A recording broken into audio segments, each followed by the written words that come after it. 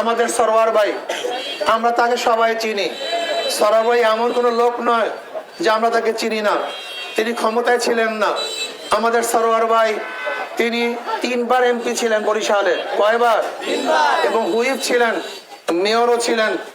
নতুন ভাবে যদি আবার আপনারা তাকে নির্বাচিত করেন, আপনাদের ব্যাপার। এখানে নিষেধ করার কোনো অধিকার ক্ষমতা আমার নাই, আমি নিষেধও করব না। জনগণ যদি তাকে বারবার নির্বাচিত করে, সেটা জনগণের বিষয়। কিন্তু আমার প্রশ্ন হলো, অঙ্ক কষার দরকার আছে। সরওয়ার ভাই ক্ষমতায় থাকাকালীন কি করছেন, কি করেন নাই? যখন তার বয়স ছিল জুয়ান, কর্মস্পৃহা ছিল, তাগড়া ছিল, তখন কি করেছেন সবাই জানেন। এখন সরওয়ার ভাই সেই অবস্থারও নাই। যদি আবার নির্বাচিত করেন, কি করবেন কি করবেন না সেই অঙ্ক আপনারা কষবেন। কিন্তু আমার কথা হলো এই, আমি এখন পরে নির্বাচিত হই নাই, আমাকে পরীক্ষা করার এখনো সুযোগ আছে। আমাকে পরীক্ষা করার সুযোগ আছে। আপনাদের সরওয়ার ভাইকে পরীক্ষা করার কিছু নেই। আপনারা তাকে দেখেছেন, যদি ভালো পাশ করে আবার নির্বাচিত করেন, সমস্যা কি? আমার কোনো সমস্যা নাই। কিন্তু আমাকে এখনো পরীক্ষা করেন নাই। ইসলাম এখনো ক্ষমতায় যায় নাই। আপনাকে একটা কথা মনে রাখতে হবে, আমি ফাইজুল করিম এমপি হওয়ার জন্য আসি নাই। 2-1 ডজন এমপির যে শ্রদ্ধা সম্মান আল্লাহ পাক তার চেয়ে কম দেন নাই।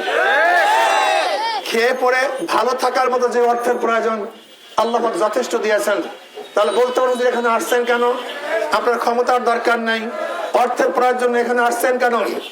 এই প্রশ্নটা ভালো মতো বুঝতে হবে, এই জ্ঞান আপনাকে রাখতে হবে। আমি এখানে কেন আসছি? আমি সম্মান কামাবার জন্য আসি নাই, অর্থ কামাই করার জন্য আসি নাই। আমি কেন আসছি বলবো নাকি? কেন আসছি কথা বলেন, বলবো নাকি? আমি স্টেজে, এই স্টেজে 1000 বছর বক্তৃতা করলো আইন হবে না, কিন্তু সংসদে 5 মিনিট বক্তৃতা করলে আইন হয়ে যাবে। আমি এখানে 1000 বছর কথা বললো গরিব দুঃখী বিরোধী মানুষের অধিকারকে বাস্তবায়ন করা যাবে না, কিন্তু সংসদে 5 মিনিট কথা বললে গরিব দুঃখী বিরোধী মানুষের অধিকারকে বাস্তবায়ন করা যাবে। আমি স্টেজে 1000 বছর কথা বললো এদেশের টাকা বিদেশে পাচার করা বন্ধ করা যাবে না, কিন্তু সংসদে 5 মিনিট কথা বললে এদেশের টাকা বিদেশে পাচার করা বন্ধ করা সম্ভব হবে। আমি এখানে 1000 বছর কথা বললো কোরআন এবং সুন্নাহর আইন পাশ করা সম্ভব না, কিন্তু সংসদে 5 মিনিট কথা বললেও আল্লাহ কবুল করলে কোরআন ও সুন্নাহর আইন পাশ করা সম্ভব। এই স্টেজ আর সংসদের স্টেজ এক না, এই চেয়ার আর সংসদের চেয়ার এক না। আমি আমার বরিশালের বন্ধুদেরকে বলবো, আমার বাবাদেরকে বলবো, যে চোর সে মায়ের নাকেরও সোনা চুরি করে, নাকি ভুল বললাম? ওর অভ্যাসই চুরি। যে জালেম বাবার সাথে জুলুম করে, মার সাথে জুলুম করে, স্ত্রীর সাথে জুলুম করে, বোনের সাথে জুলুম করে, ওর অভ্যাসই জালেম কামি জুলুম করা। কথা ঠিক না? কিন্তু যে ব্যক্তি চোর না, সে শত্রু মারও চুরি করতে পারে না। কেন? অভ্যাস নেই।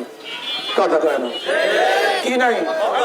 যে চোর না, সে শত্রু মারও চুরি করতে, কারণটা কি? অভ্যাস নাই। যে জালেম না, সে শত্রুর সাথে জুলুম করতে পারে না, কারণটা কি? অভ্যাস নাই। আর যে চোর সে মায়ের নাকে সোনাও চুরি করে। যে জালেম সে সবার সাথে জুলুম করে। যদি আমরা চোর হই, আমাকে নির্বাচিত করা আপনাদের ঠিক হবে না, কারণ আমার অভ্যাস হবে চুরি। আর আমি যদি চোর না হই, তাহলে আমার দ্বারা গরিব দুঃখী দরিদ্র মানুষের একটা কম্বল, একটা টিন, 100 টাকা চাউলও আত্মসাৎ করা সম্ভব নয়। কাজে আমার কাছে সমস্ত মানুষের, গরিবদের মাল আমার কাছে নিরাপদ, অন্য কারোর কাছে নিরাপদ নয়।